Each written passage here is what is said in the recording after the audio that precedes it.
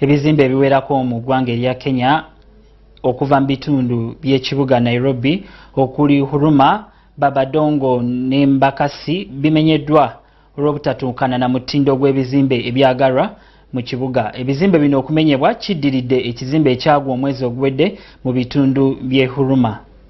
Gavumenti ya Kenya etandise kaweefube obw'okumenya ebizimbe byonna ebitali ku pulaani oluvannyuma lw'ekizimbe omwali musula abantu mu bitundu bya Huruma okugwa mwezi oguwedde era nga 1,000 baalusulamu akaba.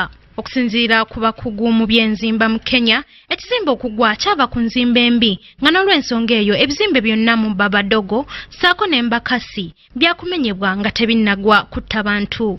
Bo bannannyini bizimbe mu bifo ebyo bakubiriziddwa okwewandiisa n'ekitongole ekiddukanya ekibuga Nairobi kikakasa pulaani zaabwe ez'okuzimba.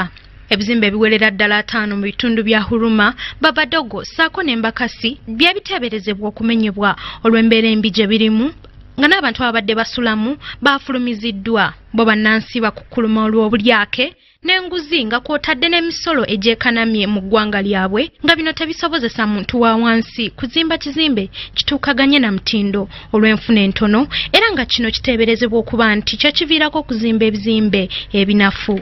Abamu ku bantu abaafulumiziddwa mu bizimbe ebiteeberezebwa okumenyebwa baweereddwa enkambi mwe banaasula nga kw'otadde n'okuweebwa ebikozesebwa omuli emmere, sabbuuni n'ebirala.